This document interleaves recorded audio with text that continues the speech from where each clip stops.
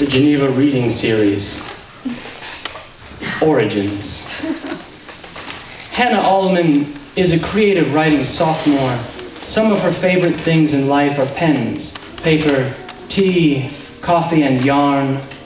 She is from Oil City, PA, where everyone either knows everyone else or is related to everyone else, literally.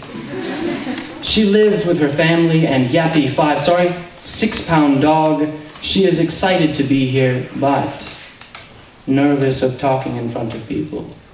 So if she doesn't look up while she's reading, that's why. If she does look up while she's reading and looks directly into your eyes, that doesn't mean that she's into you. In fact, that goes for all of us. We're not into you. We may like you, but it's not like that. Actually, I've told all the readers to imagine every audience member as the character Piglet from Winnie the Pooh. But Piglet is on fire, encased within a hickory-scented straitjacket, on a banquet platter on the table of Winnie the Pooh. Who is a bear in this scenario, not a poo? So please, imagine no flattery. We love you, like brothers or sisters, or very close acquaintances. We give you Hannah Allman.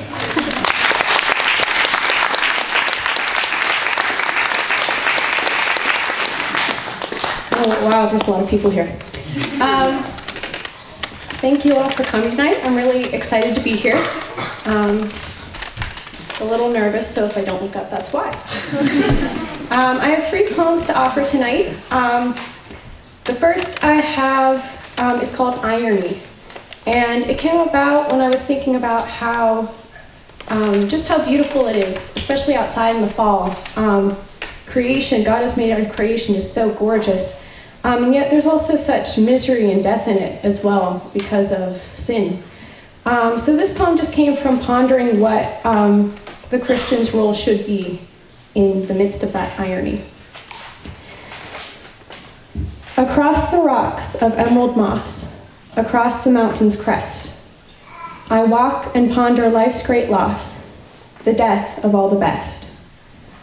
Across the streets of greasy stone, between the towers of steel, I trudge and ponder those alone, devoid of all that's real. Across the paths of hemlock pines and lanes of lush green grass, I stroll and ponder better times, empires of oil and brass. Across the scrubby, boiling sand, the arid plains of waste, I trek and ponder Christian hands. In vain they made their haste. Across the rug, between the glass, dyed red to match his blood, I plod and ponder us who bask in comfort doing good.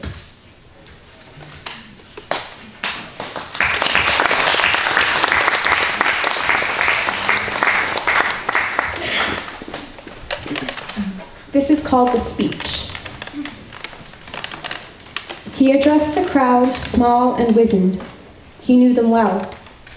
He had stood where they now did, and had offered his services as one of their mob.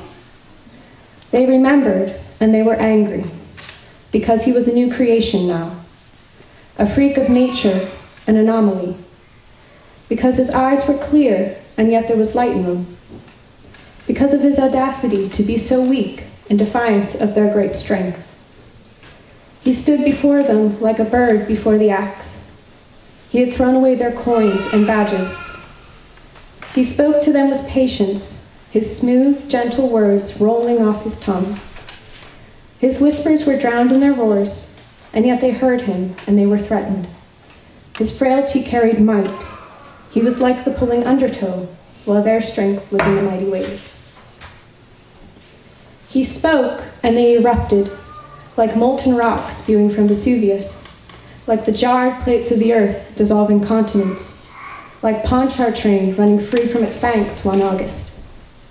He spoke, and they exploded, like the mushroom above Hiroshima, like a crushing tornado on the plains in summer, like thunder and lightning lacerating the sky. He spoke, and they screeched, hurling curses like rotten tomatoes and broken glass, spitting through bared teeth, scratching with their sharpened claws. He spoke, and they profaned. They swam in blood and drank of it, washed themselves in it, howling like beasts in the dark of night, reveling as beasts in the light of day. His words wounded them like a thorn scratch, a toe stub, a nose slap. His words wounded with shame more than pain, which was unacceptable. They could not stand for shame, but pain was the language they spoke. So they lashed, but he smiled. So warm and bright that the sun was jealous. He raised his face to heaven and sighed. He was at peace. They lashed, but he was not surprised. Like the tide drowning castles, they swarmed him, trampled him like soot, snow, and cigarettes. He was not bothered. They bruised him and slandered him and pushed him through town, kicking and screaming incensed. But he sang like a chickadee bathing itself in the snow. They bound him and beat him and dragged him through streets, greasy and dirty and dank, but he laughed like the merry saint on Christmas. They may rage all they like. I have said my piece.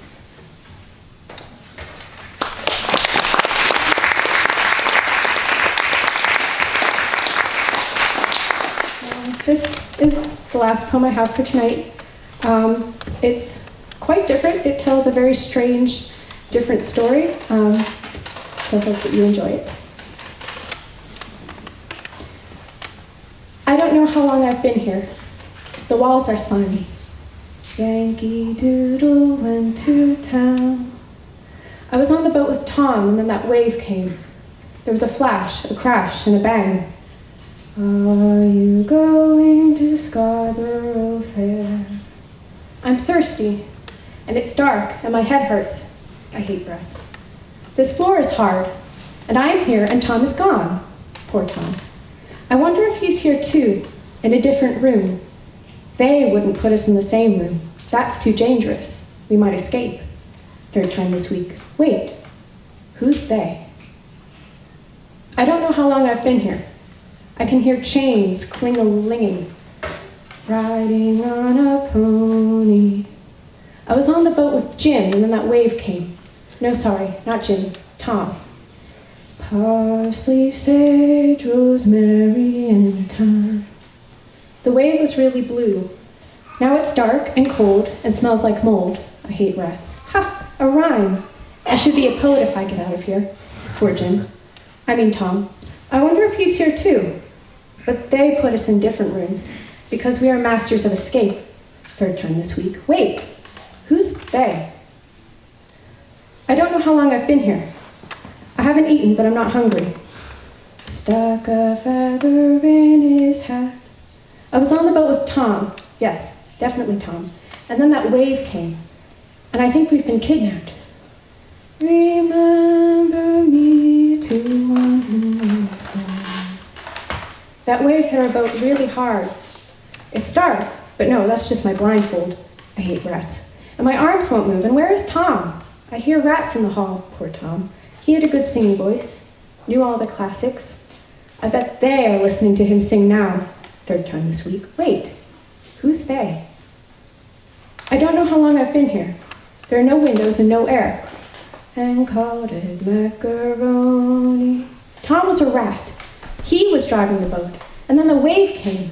Darn it, Tom, you can't even sail a boat. She once was a true love of mine. You made us crash right into another one. I've gotten my blindfold off, and it's really bright in here. I hate rats, but still cold and moldy. I'd be a horrible poet. Poor Tom. No, not poor Tom. Tom ratted me out. I hear voices. They are coming. Footsteps down the hall, jingling at my door. Third time this week. Wait, who's they? I don't know how long I've been here. They wear white coats and masks. Yankee Doodle went to town. One of them has Tom's eyes, squinting like they were when the wave came, the wave of men. Are you going to Scarborough Fair? They're talking to me, but I can't hear. Blue men on a blue boat. I hate rats. They're asking me deep questions about my childhood. Blue like Tom's eyes. Poor Tom. Why did that man steal his eyes? They all shake their heads. A needle. They have a needle. Third time this week. Wait, who's they?